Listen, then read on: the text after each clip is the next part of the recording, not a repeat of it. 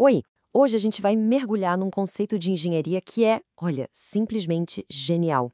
É sobre criar um ponto fraco de propósito para que ele seja, na verdade, a maior proteção de todas. Vamos entender como uma soldinha, uma simples solda no teto de tanques gigantescos, funciona como um fusível mecânico e impede desastres que seriam enormes. Para começar, uma pergunta que parece ter uma resposta óbvia, mas que engana. O que é pior, o teto de um tanque voando pelos ares ou a base dele se rompendo? A intuição pode nos levar para o lado errado, viu? E a resposta certa é a chave de toda essa história de segurança. É aqui que a coisa fica interessante.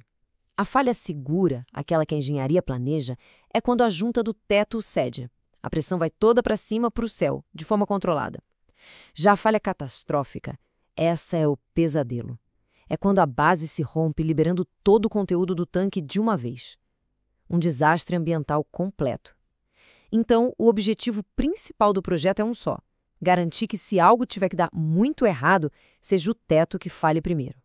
Mas o que causa essa pressão tão perigosa? Bom, o grande vilão nesse mundo dos tanques de armazenamento é a sobrepressão interna. E ela pode aparecer do nada, acumulando uma força gigantesca em questão de segundos.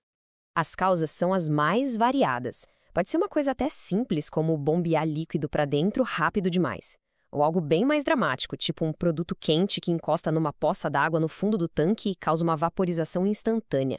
E claro, falhas em equipamentos ou até ignição de vapores também podem criar picos de pressão que a estrutura simplesmente não aguenta. Para lidar com essa ameaça, a engenharia criou uma solução brilhante. Em vez de tentar fazer o tanque indestrutível, o que é quase impossível, a ideia foi outra: criar um ponto fraco de propósito. Um verdadeiro fusível mecânico. Essa solução tem nome. É a junta frágil do teto. Basicamente, é a conexão entre o teto e a parede lateral do tanque, que a gente chama de custado, projetada para ser a parte mais fraca de tudo. Ela funciona como a última linha de defesa. Se a pressão chegar num nível perigoso, essa junta se rompe, o teto se abre e, pronto, a pressão é aliviada de forma segura. E as regras originais para criar essa junta, lá na norma API 650, eram bem diretas. Era quase uma receita de bolo para fazer uma conexão fraca. Uma solda única, de no máximo 5 milímetros, só por cima, sem nenhum reforço por baixo. A ideia era criar, sem margem de dúvida, o elo mais fraco da corrente. Então, o ponto crucial é esse. O projeto todo se baseia numa hierarquia de falhas. A solda do teto tem que ser o primeiro componente a ceder. Se a junta da base que segura todo o produto lá dentro falhar antes, bom, aí todo o conceito de segurança vai por água abaixo, literalmente. E por décadas, esse conceito foi um pilar da segurança de tanques. Mas como a história da engenharia vive nos mostrando, às vezes as melhores ideias encontram os desafios bem inesperados no mundo real. E esse fusível mecânico começou a falhar. Lá pelas décadas de 80 e 90, começaram a aparecer uns relatos preocupantes. Tanques que deveriam ter uma falha segura no teto estavam quebrando de outras formas, muito mais perigosas. E o caso de 2006, um tanque sofreu tanta pressão que chegou a ser arremessado da sua base. Mas a junta frágil do teto, intacta. Alguma coisa estava muito errada. Ficou claro que a junta frágil, que era um padrão da indústria, não era tão confiável assim. E um padrão começou a aparecer. O problema parecia ser mais comum, olha só, em tanques de diâmetro menor. Com as evidências de falhas se acumulando, a indústria precisava de respostas, né? O American Petroleum Institute, o API, que é quem define as normas, deu início a uma investigação profunda para entender por que o fusível não estava queimando quando devia. A abordagem foi super metódica. Primeiro, analisaram os acidentes reais. Depois, desenvolveram ferramentas de simulação em computador, programas super sofisticados como o Safe Roof. Com eles, foi possível criar dezenas de tanques virtuais, de todos os tamanhos, e submeter esses tanques a condições extremas, tudo num ambiente digital e seguro, para ver o que acontecia. Toda a investigação se resumia, no fim das contas, a uma única pergunta. Para um certo tipo de tanque, qual junta cede primeiro quando a pressão sobe sem parar? A do teto ou a da base? A segurança de todo o sistema dependia dessa resposta, e as simulações estavam prestes a dá-la. E aqui veio o grande ahá, o momento da descoberta. Os resultados foram chocantes. Nos tanques grandes, com mais de 24 metros de diâmetro, Tudo funcionava como um relógio. A pressão para romper o teto era bem menor que a para romper a base. Tinha uma margem de segurança. Mas, nos tanques pequenos, com menos de 15 metros, as pressões de falha do teto e da base eram perigosamente próximas.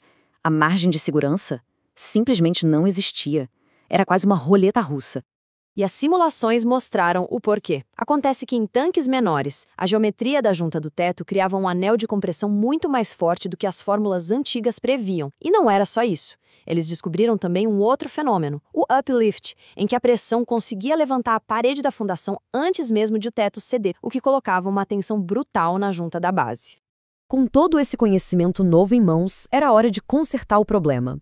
A solução não foi jogar fora o conceito de junta frágil, mas sim torná-lo mais inteligente, evoluir a norma para refletir a realidade que simulações tinham revelado. A grande mudança foi abandonar aquela abordagem de um tamanho serve para todos. Para os tanques grandes, com 15 metros ou mais de diâmetro, as regras antigas ainda valiam. Mas para os tanques menores, a coisa apertou. Regras muito mais rígidas, com limites na inclinação do teto e até exigências para lidar com aquele tal de uplift. E para os bem pequenos, a alternativa é provar na ponta do lápis que a junta da base é bem mais forte que a do teto. E um dos resultados mais concretos dessa evolução toda é este número, 100 milímetros. As novas regras exigem que as conexões nas paredes dos tanques menores sejam flexíveis o suficiente para aguentar a estrutura se levantando 10 centímetros do chão sem que nada se rompa. É o reconhecimento de que o uplift vai acontecer e o projeto agora precisa levar isso em conta. No final das contas, a grande lição dessa história é bem clara. Engenharia de segurança não é um conjunto de regras escrito em pedra e pronto. É um processo vivo que aprende com as falhas, se adapta e melhora o tempo todo, principalmente graças a dados do mundo real e a ferramentas tecnológicas cada vez mais poderosas.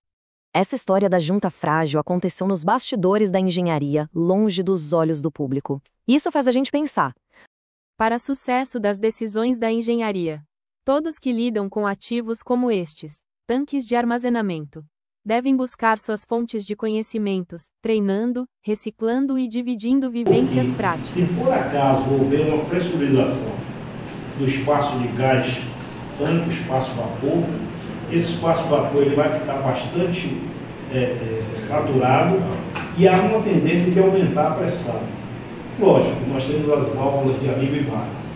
Mas se por acaso essa válvula de alívio não funcionar, o que vai acontecer? A pressão vai aumentar e todo o conjunto vai estar sob risco.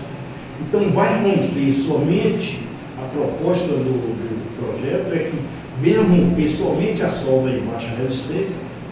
E isso vai facilitar o quê? A vazão, você não vai perder o conteúdo líquido, porque o costado vai estar íntegro, ok? E ainda vai abrir para um outro detalhe, que na hora que ele abre, ele rompe o teto, e a tendência é esse teto abrir pelo menos 50%. Quer conhecer mais sobre tanques? Se inscreva neste canal e aproveite outros filmes com diversos temas. Até mais!